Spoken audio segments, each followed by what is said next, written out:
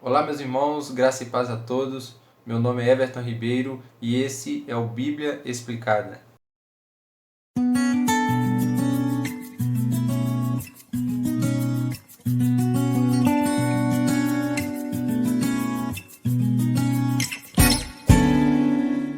Sejam todos bem-vindos a mais uma aula da primeira carta de Paulo aos Coríntios. Hoje vamos estar estudando o capítulo 1, do versículo 1 ao 3. Vamos estar analisando esses versículos e, se você gosta de Bíblia, vamos estar então entrando em cada detalhe desses versículos, tentando aprofundar ao máximo, usando como base vários outros comentaristas já renomados, e eu montei um estudo tentando esmiuçar o máximo possível esse texto para que nós possamos aprender e aprofundar nessa carta que é maravilhosa, que tem muitas doutrinas para nós hoje. É uma carta que foi escrita em resposta a várias dúvidas que os coríntios estavam tendo. Eles escreveram a Paulo as suas dúvidas e Paulo, como resposta, escreve essa primeira carta aos Coríntios. E nós vamos então agora começar a entrar em cada detalhe desses versículos para podermos entender o que Paulo está dizendo àquela igreja. Então, vamos ao texto. Paulo, chamado pela vontade de Deus para ser apóstolo de Jesus Cristo, e o irmão Sóstenes, à igreja de Deus que está em Corinto, aos santificados em Cristo Jesus, chamados para ser santos, com todos os que em todos os lugares invocam o nome de nosso Senhor Jesus Cristo, Senhor deles e nosso. Que a graça e a paz de Deus, nosso Pai, e do Senhor Jesus Cristo estejam com vocês. Então esse é o texto que nós vamos estar analisando neste vídeo. Vamos estar então entrando no texto para podermos entender o que o texto quer dizer.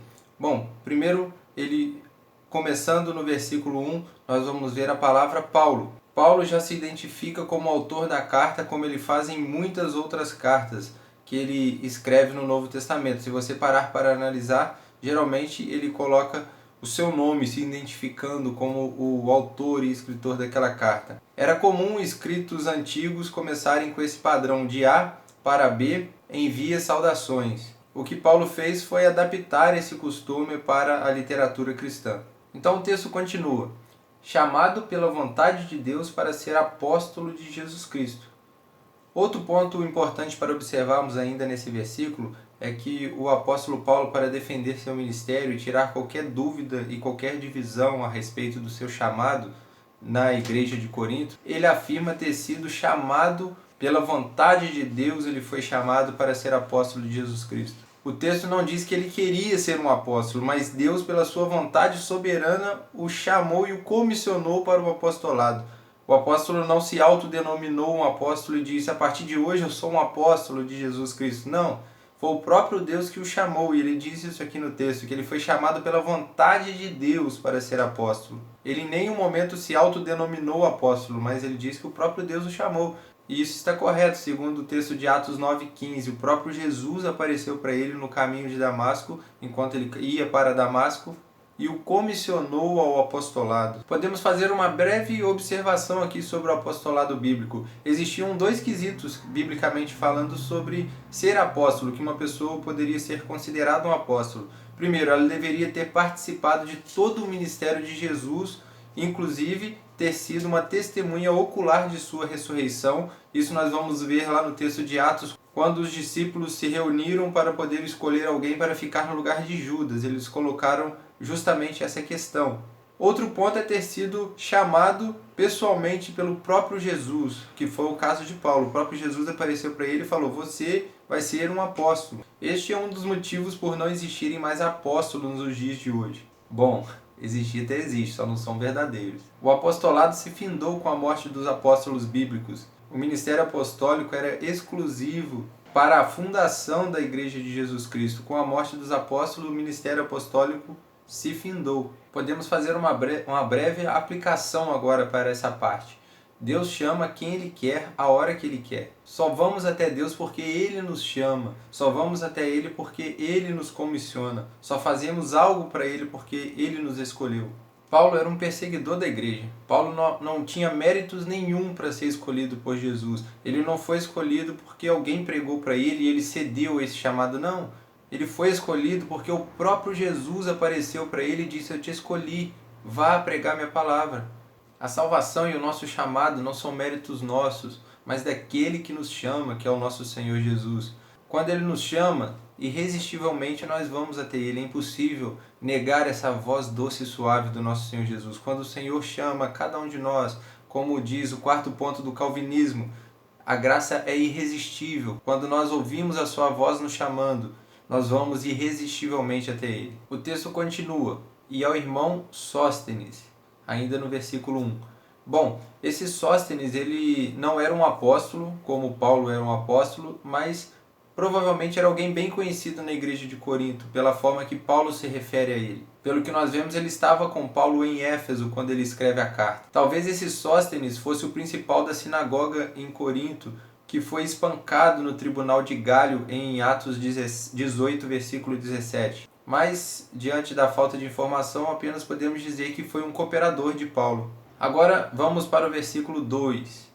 À igreja de Deus que está em Corinto. Paulo endereça sua carta à igreja de Deus que estava em Corinto.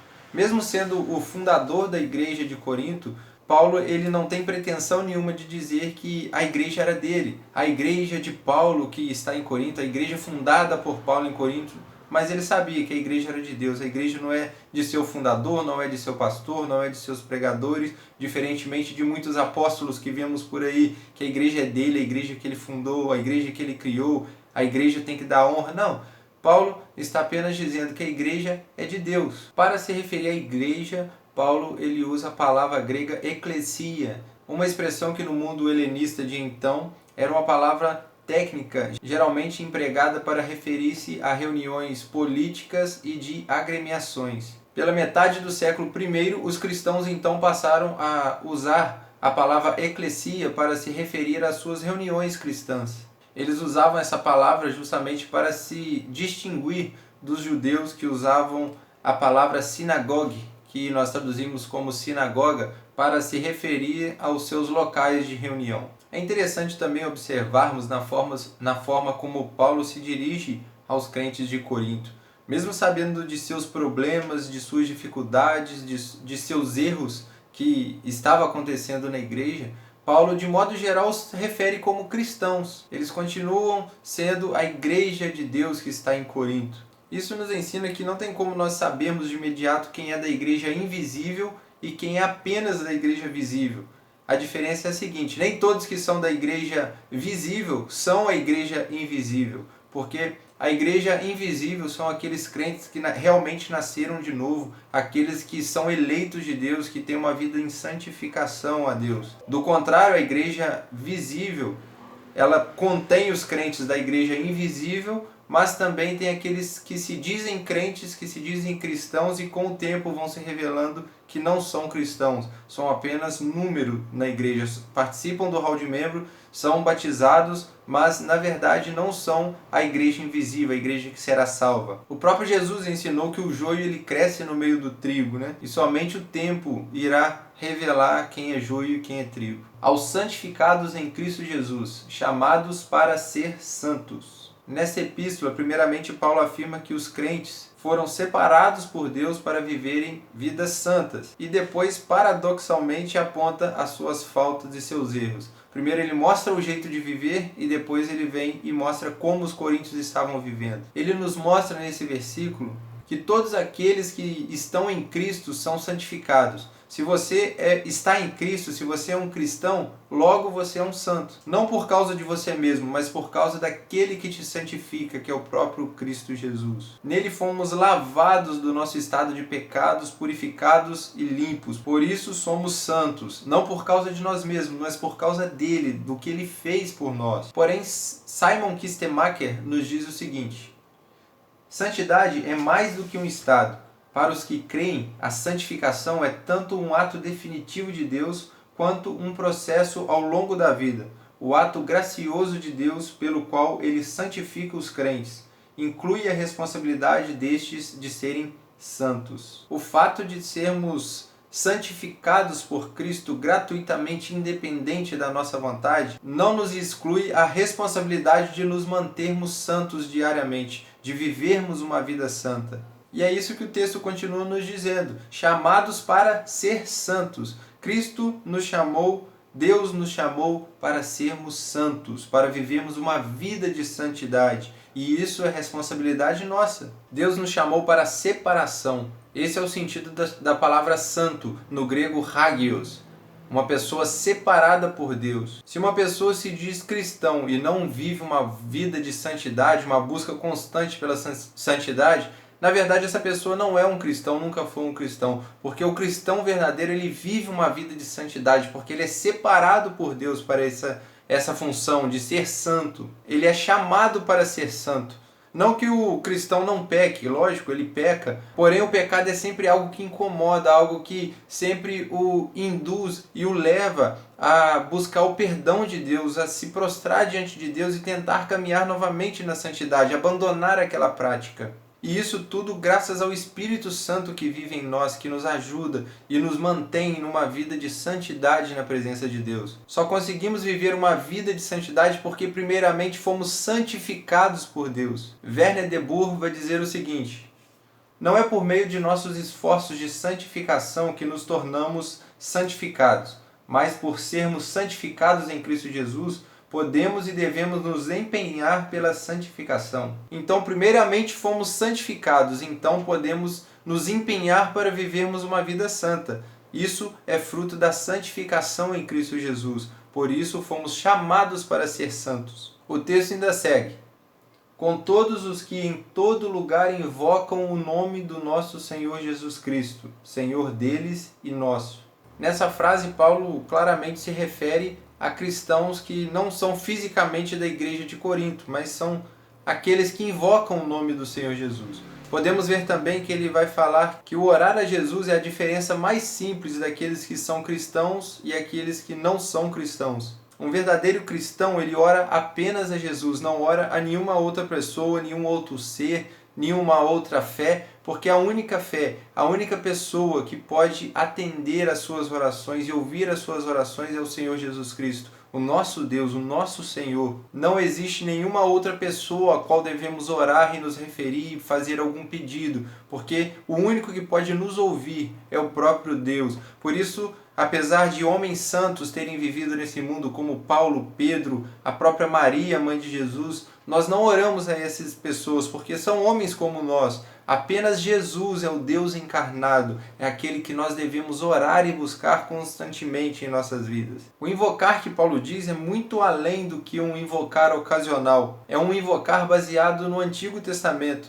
Joel 2,32 vai dizer que todo aquele que invocar o nome do Senhor será salvo. Paulo repete esse versículo lá em Romanos 10,13, aplicando ele ao próprio Senhor Jesus Cristo. Esse invocar é um invocar escatológico, tendo em vista o juízo iminente da parte de Deus que virá sobre a humanidade. O nome do Senhor, que é invocado desse jeito, trazendo a salvação como consequência, é claramente exposto no Novo Testamento, não há dúvida nenhuma sobre ele. É o nome do nosso Senhor e Salvador Jesus Cristo. É o único que tem o poder para salvar, é o único nome em que há salvação. Não há outro nome debaixo dos céus que possa trazer salvação para aqueles que o invocam. É apenas o nome de Jesus. Todos os seres humanos têm uma dívida com Deus e essa dívida foi paga pelo Senhor Jesus Cristo na cruz do Calvário, quando ele morreu por nós. E somente invocando o nome do nosso Salvador é que podemos ser salvos. Não há outro nome, não há salvação em nenhum outro, apenas em Jesus Cristo, o nosso Senhor. Ele pagou a dívida para nós e através do nome dele nós o invocamos e somos salvos. E agora no versículo 3 ele encerra dizendo o seguinte: graça a vós outros e paz da parte de Deus, nosso Pai, e do Senhor Jesus Cristo. É interessante analisarmos agora essa saudação que Paulo usa na maioria de suas epístolas, graça e paz. No mundo helenístico antigo, as pessoas elas costumavam saudar umas às outras usando a palavra grega shiren ou hiren, que normalmente é traduzida como saudações. Sua forma derivada é charis ou haris, que é traduzido como graça. Já os judeus eles usavam a palavra shalom, que quer dizer paz. Paulo ele une as duas palavras graça e paz, formando então uma saudação cristã que une os dois povos, os judeus e os gentios, graça e paz da parte de nosso Senhor Jesus Cristo. R.C.H. Lenski observa o seguinte: Graça está sempre antes e paz sempre depois.